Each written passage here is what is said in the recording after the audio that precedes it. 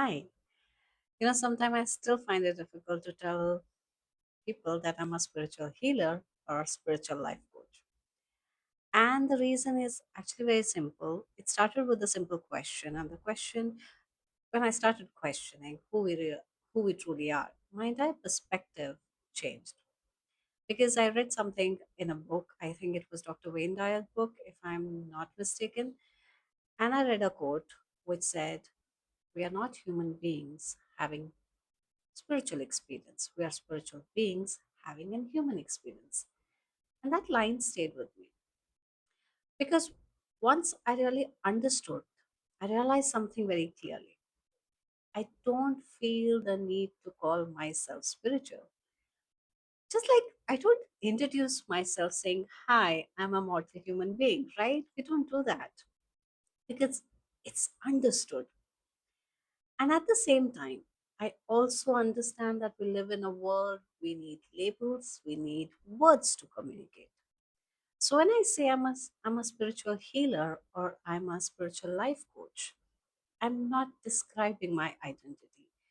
I'm probably describing my path, and that distinction matters to me. And this is where I want to touch upon something very important, something I often hear people say this to me. Either they would say, "Believe, I'm not very spiritual," or "Believe, you're very spiritual." "I believe you're more spiritual," something like this. And that does not resonate with me because choosing healing or meditation or inner work as my path, it doesn't make me more spiritual than anybody else. It only means that this is how I chose to stay connected to my spirit. This is how I choose to learn my lessons while I enjoy my life on earth. If you're a homemaker, that is your spiritual path. If you're an employee, a doctor, a lawyer, that is very much a spiritual path. Let's take an example here.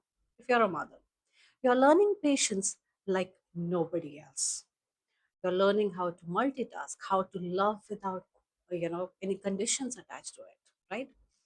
You show up even when you're tired. I think that's profound spiritual work.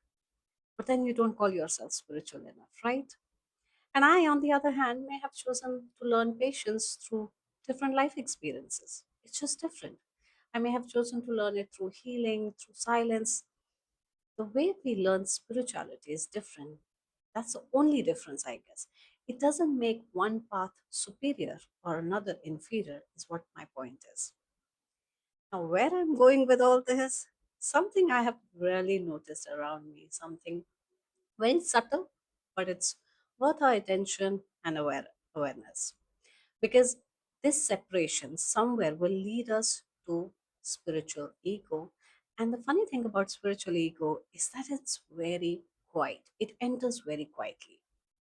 When we start believing that our way of staying connected is somehow higher than someone else, when spirituality becomes a comparison, when awareness turns into an identity, whereas we all are born with this gift of awareness.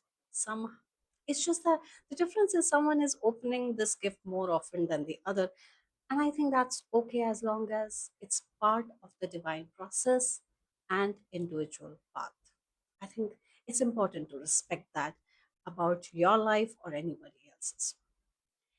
If if I really sit with it, the only difference I can genuinely pinpoint is awareness in all this. Nothing else comes to my mind, not profession, not practice, not lifestyle, just simple awareness. And awareness for me doesn't look very dramatic. It can be as simple as taking out those 5 minutes just before going to bed or starting your day to reflect, to ask yourself, how was my day, or how do I plan to lead my day today? How did I respond to myself and the people around me? What felt aligned, what didn't? And then just gently bringing yourself to your own awareness to change for better. That's it. I think that's spirituality defined in a nutshell. By the way, a pro tip here: something that you would want to change, just bring it to your awareness with gentleness, and the shift would start to happen right in that moment. That's the tip, okay? So, what I'm saying is, spirituality doesn't need a title. It doesn't need to be announced. It doesn't need to look a certain way.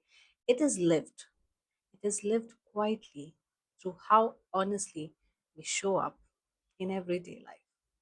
So, when I speak about spiritual ego, I'm not speaking against spirituality. I'm speaking for humanity, for remembering that we all are spiritual beings who are just walking different human paths.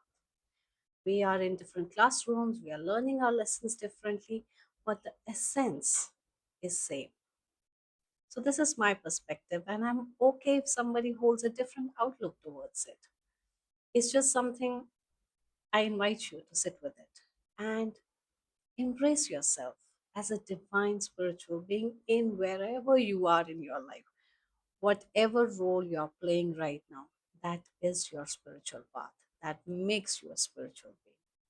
The only question that really matters is, how aware am I about my path and how connected am I with my spirit? And if this made you pause even for a moment, then it's doing its work. Thank you for listening to me.